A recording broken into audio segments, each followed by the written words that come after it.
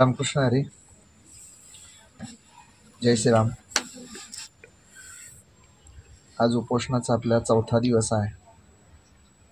17/3/2025 आपण या गोशाळेवरती एक 6 मागण्या घेऊन बसलो होतो. पहिली मागणी आपली आहे, आमच्या गोशाळेच्या जागेचा प्रश्न कायमस्वरूपी महाराष्ट्र शासनाने सोडवावा. कारण हे शासन असतानाच आपण या गोष्टीची मागणी करू शकतो, किंवा आम्ही सत्तेत येण्याकरता सुद्धा रात्रंदिवस प्रयत्न केलेत. आणि दुसरी मागणी होती की प्रति गोवंश अनुदान जे आहे 50 रुपये, ते मागचं 3 महिन्याचं. तिसरी मागणी होती, आमचं लाईट बिल 5.5 लाख रुपये जे दिलं आहे आणि वेळोवेळी आम्हाला लाईट कापण्याची धमकी दिली जाते. लाईट जर कापली तर आमच्या 1100 गायीने पाणी कुठून पाजणार, किंवा शेतात जो चारा लावला आहे तो चारा पूर्ण जळून जाईल या उन्हाळ्याच्या दिवसात. दुसरी मागणी आमची आहे की आमचे जे 25 लाख रुपये गोवर्धन गोवंश सेवा केंद्र योजनेतले बाकी आहेत, आणि ते 25 लाख रुपये तत्काळ शासनाने आम्हाला अदा करावे मार्चच्या आधी. आणि पाचवी मागणी आमची होती की आपण गायींना शासनाने अनुदान जर मंजूर केलं तर गोशाळेत असणाऱ्या बैलांचं काय करायचं. बैलांना नकळत कत्तलखान्याला देणं हा उद्देश आहे का, किंवा सांभाळलेत तर सांभाळा, गेलेत तर जाऊ दे, असं आहे का.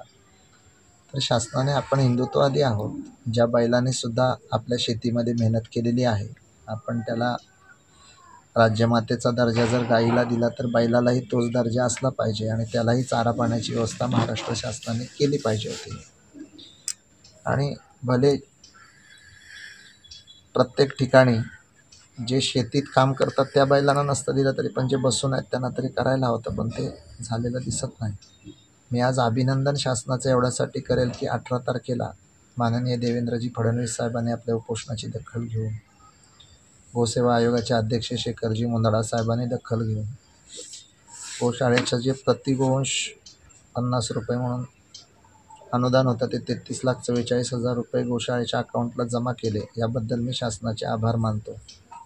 त्याचबरोबर आम्हाला पूर्ण सहकार्य असणारा आदरणीय राणे परिवार म्हणजे तेजी निलेजी यांना मी अगदी राम लक्ष्मणासारखं समजतो.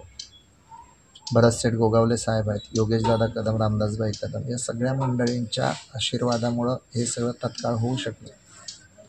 शासनाने आता हा विषय जसा संवेदनशीलता आणून सोडवलेला आहे आमचा चाऱ्याचा, तात्पुरता का होईल, तसाच विषय पुढचाही सोडवा. कारण माझ्यावर, मी अगदी प्रामाणिकपणाने सांगतो, जवळजवळ 50 लाख रुपये कर्ज आहे. हे पैसे आले ते चाऱ्याला जातील, पण उद्या कर्जदारांचं काय करणार. आम्ही काम सगळं पूर्ण केलेलं आहे. आज या ठिकाणी तुम्ही बघताय की जवळजवळ 40,000 स्क्वेअर फीटचं कन्स्ट्रक्शन आहे फक्त. आणि हे सगळं सांभाळताना आपल्याला खूप अडचणी निर्माण होतात. आपल्या सरकारने मला त्रास दिलेला नाही याच्यात कुठलंच दुमत नाही, आपण देत नाही ह्याच्यातही कुठलं दुमत नाही, परंतु आपण आहात तोपर्यंत माझ्या जागेचा विषय सोडवावा ही मायबाप शासनाला हात जोडून विनंती करतो. आणि आदरणीय उदयजी सामंत साहेब आमचे पालकमंत्री आहेत, ते पण सकारात्मक आहेत. त्यांनीही मागच्या वेळेला आपल्याला बोललेले आहेत की महाराज मी याच्यात इंटरेस्ट घेऊन मी करतो. शिंदे साहेबांनी स्वतः शिफारस करून सुद्धा आमचे 25 लाख दिले नाहीत, याच्यात नवल वाटतं.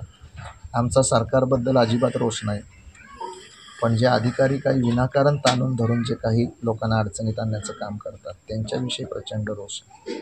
हे लाईट बिलाचा प्रश्नसुद्धा आता इलेक्ट्रिक मिनिस्टर तर फडणवीस साहेबच आहेत, तर त्यांच्या संचालकांनी सांगून सुद्धा गेल्या वर्षी उपोषणाला बसल्यानंतर शिवतारे साहेबांनी सांगितलं नाही लगेच 2 दिवसात करून देतो, आजपर्यंत दिलेलं नाही करून. तर असे सगळे विषय घेऊन आपलं उपोषण सुरू राहणार आहे, आणि शासनाने आमचं सकारात्मकतेने विचार करावा. आज ह्या 1100 भाकड गायी आहेत, त्यांच्या डोक्यावरचं छत आहे, कायमस्वरूपी टिकावं याकरता आपण, सरकार येईल, सरकार जाईल, सत्ता येईल, सत्ता जाईल, पैसा येईल, माणसं बदलतील, सगळं काय होईल, पण आपण जे एखादं चांगलं काम करतो ते मात्र आयुष्यभर आपल्या लेकरा बाळांना आशीर्वाद देऊन जातं.